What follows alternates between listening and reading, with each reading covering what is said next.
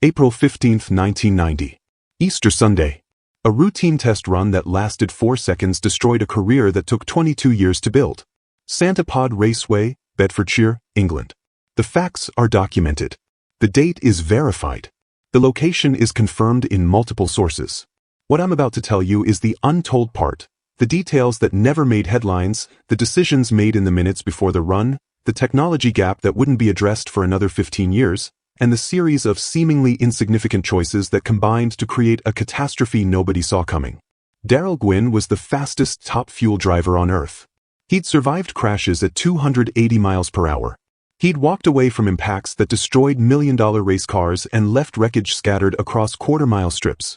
He'd been in situations where other drivers said their lives flashed before their eyes, and he climbed out, dusted himself off, and got ready for the next round.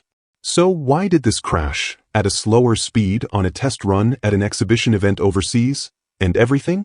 By the end of this video, you'll understand not just what happened in those 4 seconds, but the hidden decisions that led to that moment, the missing safety technology that existed but wasn't required, the structural modifications made months earlier that may have weakened the car, and the 6-month-old charity sticker on his chassis that would become one of the most tragically prophetic details in motorsports history.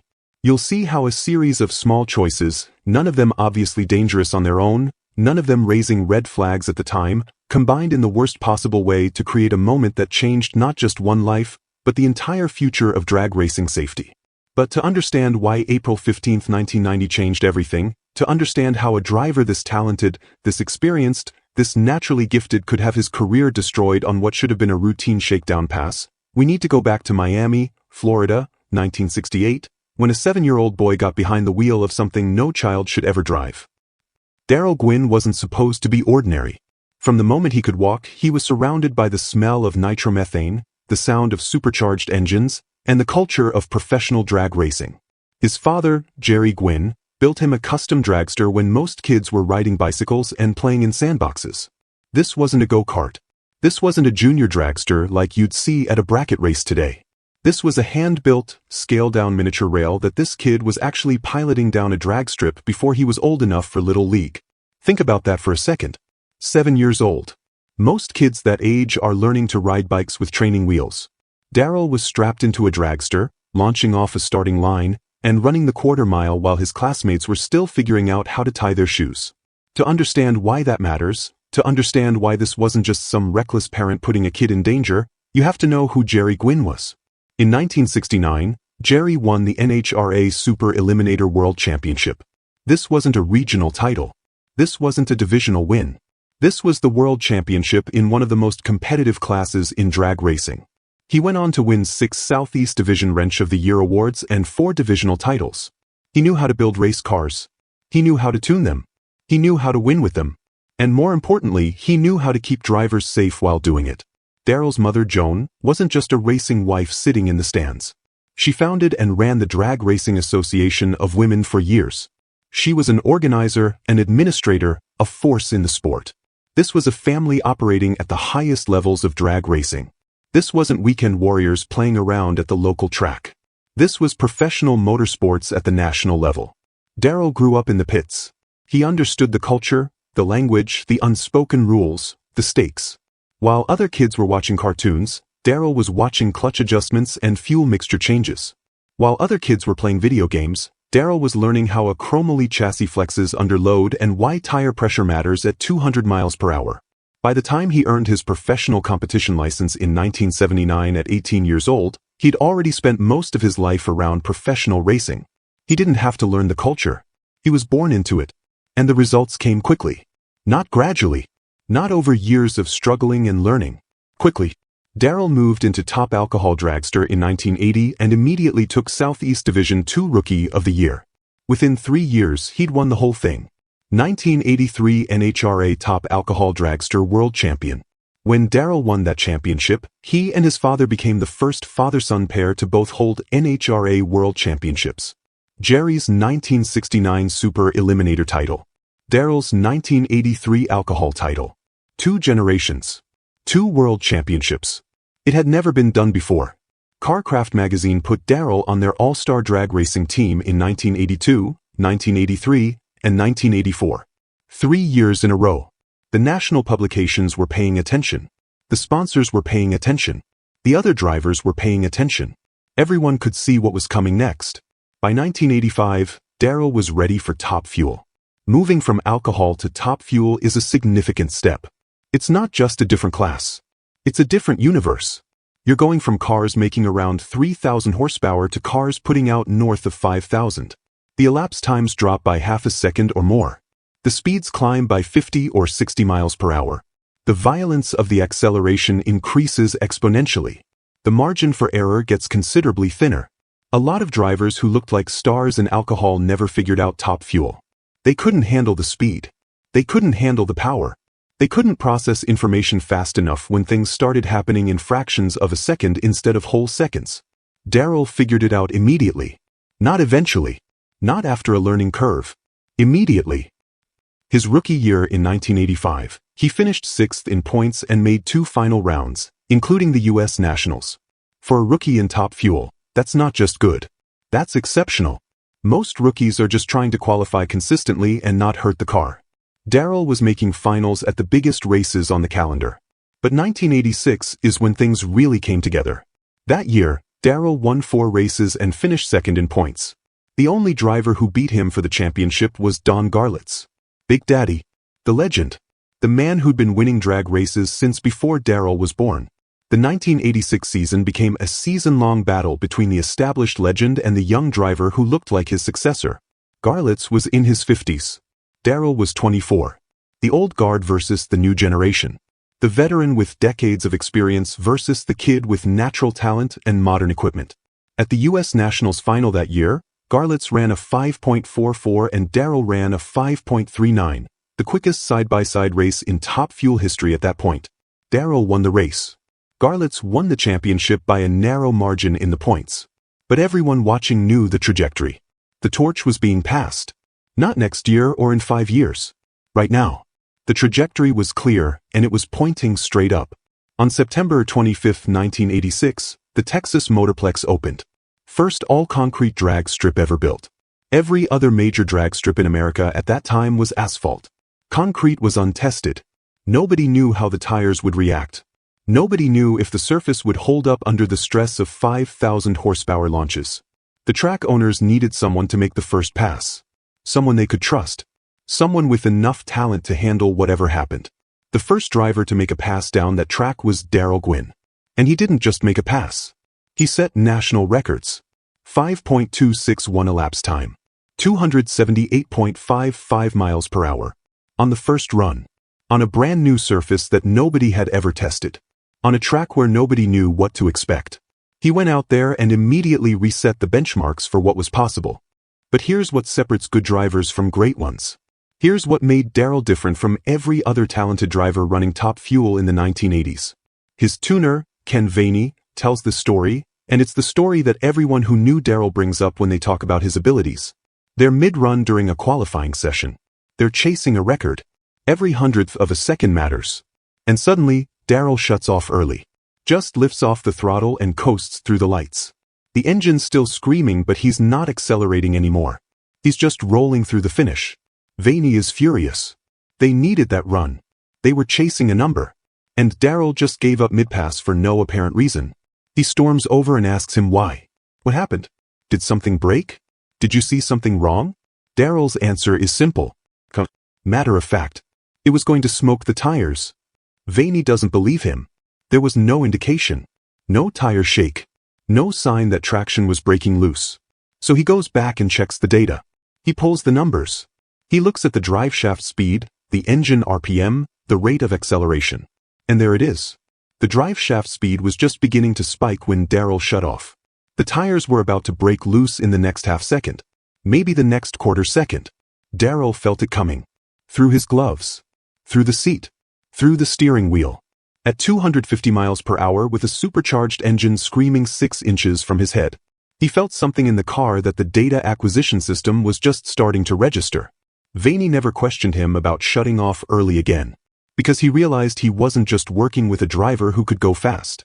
He was working with someone who understood what was happening underneath him at a level that's almost impossible to quantify.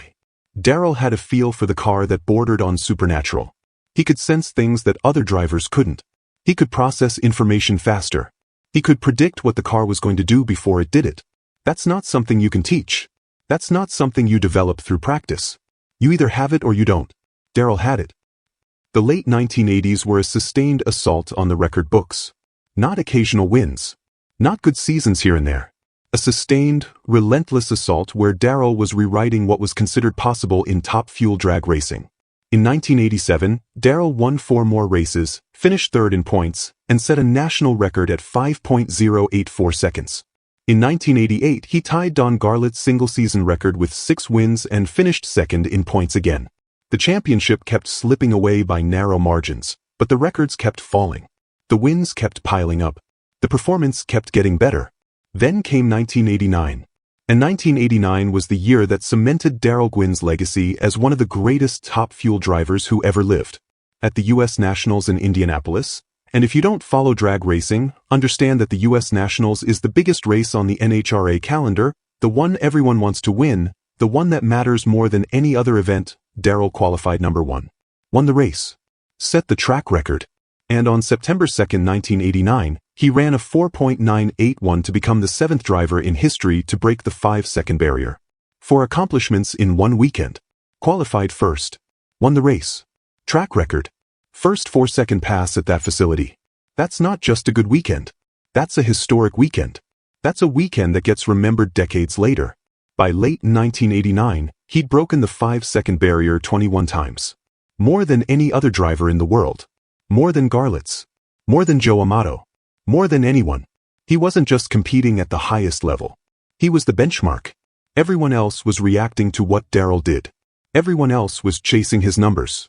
Don Garlett's, the legend, the driver who'd been winning races since the 1960s, the man who'd seen every great driver who ever strapped into a top fuel car, called Darrell the poster boy for the sport of drag racing. When Don Garlett says that about you, that's not casual praise. That's recognition from the greatest driver in the history of the sport that you're something special. But there was something strange happening behind the scenes. Something that, in retrospect, feels almost like foreshadowing. Something that would make the events of April 15, 1990 feel cosmically predetermined. Sometime in late 1989, about 6 months before the England trip, Darrell puts a new sponsor decal on his car. The Miami Project to Cure Paralysis. It was part of a Coors Light charity incentive program where drivers could choose any charitable organization they wanted to support. They could pick cancer research. They could pick children's hospitals. They could pick anything. Darrell picked paralysis research. 6 months before the crash that would leave him paralyzed from the chest down. Years later, people would look at photos of that car from early 1990 and see that decal and wonder if somehow, on some level, Darrell knew. Obviously he didn't. Obviously it was coincidence. But it's the kind of detail that makes you believe in fate. Heading into 1990, Darrell was at the absolute peak of his powers.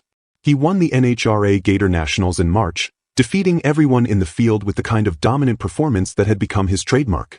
That turned out to be his final win as a driver, though nobody knew it at the time. Nobody had any reason to think anything was ending. He was 28 years old. He was getting better every year. The future looked limitless. On March 30th, at the Houston event, he ran a 4.909, a new NHRA top fuel elapsed time record. The quickest pass in the history of the sport. At that moment, Darrell Gwynn was the fastest top fuel driver who had ever lived. By the clock. By the numbers. Undisputed. He was 28 years old with 18 top fuel wins in just 79 races. To put that in perspective, to understand just how exceptional that win rate was, Ed McCulloch took 179 races to reach 18 wins. Mark Oswald took 221 races. These are Hall of Fame drivers we're talking about. Elite competitors. And it took them 2 to 3 times as many races to accomplish what Darrell had done in 79 starts.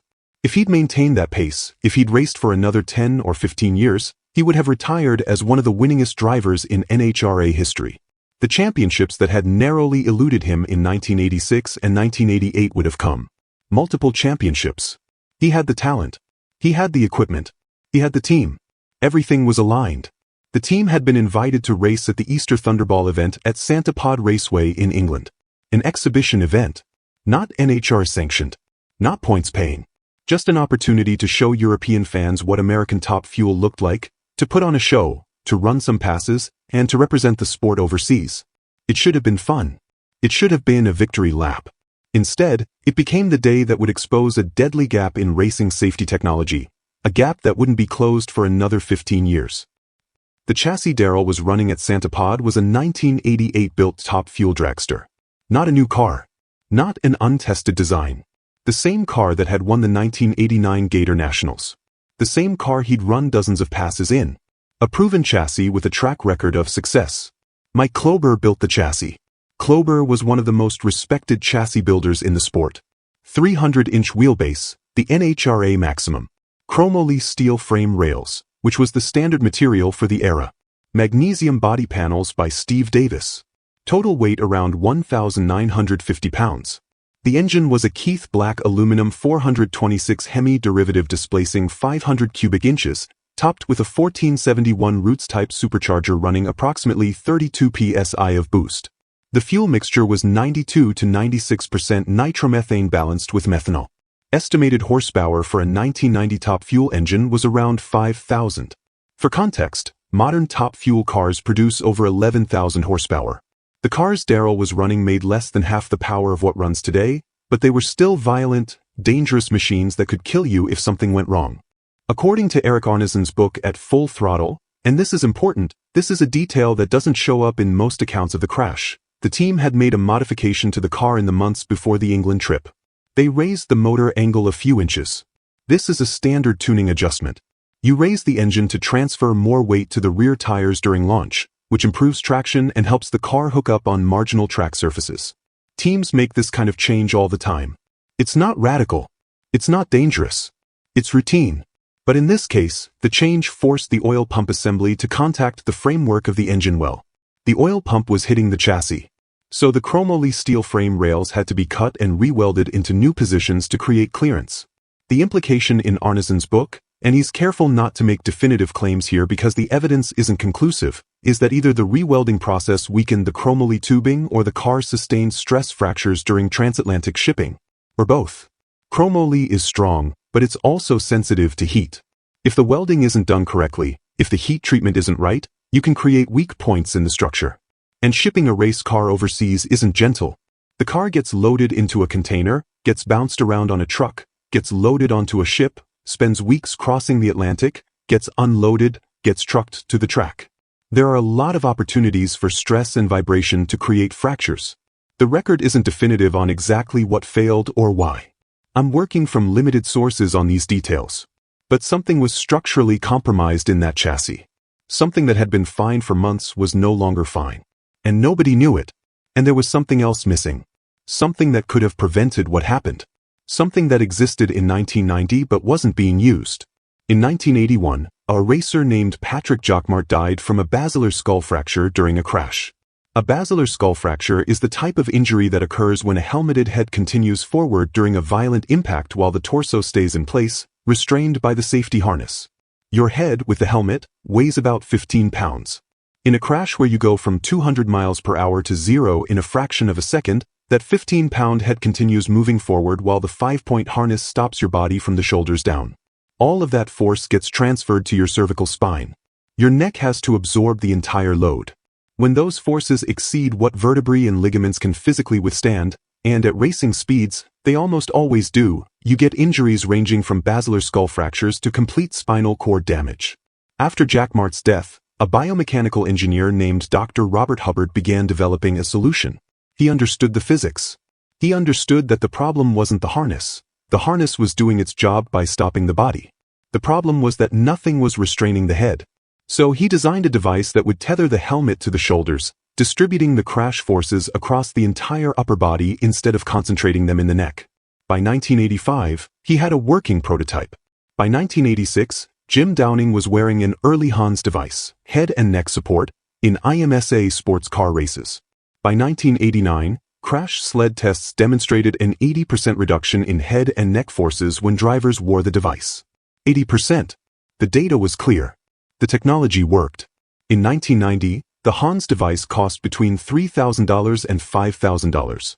That's not pocket change, but for professional race teams spending hundreds of thousands of dollars a season, it's not prohibitive either. But nobody in Top Fuel was wearing one. It wasn't mandated by NHRA. It wasn't common in the pits. Most drivers didn't even know it existed. NHRA didn't mandate head and neck restraints until 2005. 15 years after Darrell's crash. 15 years after the technology was available and proven. 15 years during which drivers died or were paralyzed in crashes that a $3,000 device could have prevented. So the stage was set. A potentially weakened chassis that nobody knew was compromised. Missing safety technology that existed but wasn't required. Track conditions that were marginal but not dangerous enough to cancel the run. And one more decision, a decision made in the 60 seconds before the run, that would cost Darrell his left arm. Easter Sunday, April 15, 1990. Santa Pod Raceway, Bedfordshire, England. The weather is overcast. The crowd is decent for an exhibition event. The team is scheduled for an exhibition race against Al Hoffman later in the day. But first, they need to make a checkout pass. A shakedown run after the Atlantic crossing. This wasn't supposed to be a record attempt. This wasn't supposed to be a full-power qualifying pass. Just a systems check. Make sure everything survived the trip. Make sure the car runs clean. Make sure the tune-up is close. Multiple sources describe the track surface as coated in slippery mist. Not wet enough to cancel racing. Not dry enough to be ideal. Just that marginal condition where you have to be careful with the throttle, where traction is inconsistent. Not ideal conditions, but not rare either. Just before Darrell's run, Al Hoffman makes his checkout pass. Darrell had lent Hoffman his arm restraints, heavy straps that go around your biceps and attach to the chassis, keeping your arms inside the cockpit if something goes wrong. They don't make the car faster. They don't improve your reaction time. But when things go wrong at 250 miles per hour, when the car starts coming apart or hits a wall, those restraints determine whether you keep your arms inside the protected cockpit or whether your arms go outside where they can be crushed or dragged. After Hoffman completes his pass and returns to the starting line, Darrell doesn't wait for him to take off the arm restraints and return them. According to Arnesen's book, the team felt they had a commitment to the fans. People were in the stands. People had paid to watch American top fuel cars run. They didn't want to disappoint anyone. They didn't want to make people wait. It was Easter Sunday. It was an exhibition. The pressure to put on a good show was real. So Darrell climbs in. The crew straps him in. 5-point harness. Helmet. Gloves. Everything except the arm restraints. And they fire the engine. The car launches. The acceleration is normal. 100 miles per hour in the first second. 150 by 2 seconds. 200 miles per hour. 240. The engine is screaming. The supercharger is feeding 32 pounds of boost. The tires are hooking up despite the misted track. Everything feels normal. Less than 1,000 feet into the run, somewhere around 3 seconds after launch, the chassis splits in half behind the roll cage. The frame rail snaps at the motor mount. Exactly where it had been cut and re-welded months earlier. The car is traveling somewhere between 240 and 250 miles per hour when the structure fails. The rear section separates from the front. The car becomes two pieces still connected by fuel lines and wiring but no longer structurally sound. The rear section catches air. The aerodynamics that worked when the car was one piece no longer work. The car lifts on the left side. It starts to veer left. Darrell has no control. The car veers left into the guardrail. First impact. The guardrail breaks what's left of the car completely in half. The rear section, with Darrell strapped inside, separates completely and strikes the rail again. Second impact. The violent motion, the sudden deceleration, the angular forces create massive shear and tension loads on Darrell's cervical spine. His 5-point harness does exactly what it's designed to do. It stops his torso instantly. But nothing restrains his head. Nothing stops his helmet from continuing forward at 250 miles per hour while his body stops. His neck snaps forward. The force exceeds what the C5 and C6 vertebrae can handle. The spinal cord is bruised. Not severed, a distinction that would matter later, that offered some hope initially, but severely damaged. His left arm, without the restraints that are still attached to Al Hoffman's car, extends outside the cockpit during the tumbling. It gets pinned under the car as the wreckage slides. The weight of the car, the friction of the pavement, the speed of the slide combine to destroy the arm. The car catches fire. Nitromethane is spilling from ruptured fuel lines. The car comes to rest on its side, burning, with Darrell still strapped inside. The safety crew reaches him within seconds. They have the fire out quickly. They extract him from the wreckage. And they realize immediately that this is bad. This isn't burns. This isn't broken bones. This is spinal trauma. Darrell never lost consciousness. Not for a second. He remembered the entire sequence. The chassis splitting. The first impact. The tumbling. The second impact. The fire. Every single second. He was completely aware. Completely conscious. And completely unable to move anything below his chest. C5, C6 quadriplegia. Paralyzed from the chest down with limited use of his right arm. His spinal cord was bruised, not severed, but the damage was permanent. His left arm required 17 pints of blood to save. 17 pints. That's more than 3 times the total blood volume in a human body. Emergency surgery took place at Stoke Mandeville Hospital in Aylesbury, England. On May 20, 1990, about a month after the crash, Darrell flew back to Miami. He had a steel halo bolted to his skull to stabilize his neck. Rehabilitation began at Jackson Memorial Hospital. The doctor overseeing his rehabilitation was Dr. Barth Green, founder of the Miami Project to Cure Paralysis, the same organization whose decal Darrell had put on his car 6 months earlier. Here's the question that surfaces repeatedly. Top fuel drivers crashed all the time. They crashed hard. They hit walls at 200 miles per hour and walked away. Connie Kalitta hit a guardrail head-on at over 200 miles per hour and raced again. So why did this crash paralyze Darrell when other drivers walked away from worse? The answer comes down to physics, angles, and timing. When you crash at 250 miles per hour, your helmeted head weighs about 15 pounds. The 5-point harness stops your body from the shoulders down almost instantaneously. But your head keeps moving forward at crash speed. Your cervical spine has to absorb all of that force. When those forces exceed what vertebrae and ligaments can handle, you get basilar skull fractures or spinal cord damage. The Hans device works by tethering your helmet to your shoulders. In a crash, it distributes the load across your entire upper body, not just your neck. The 1989 crash sled tests showed an 80% reduction in head and neck forces. But in 1990, it wasn't mandatory.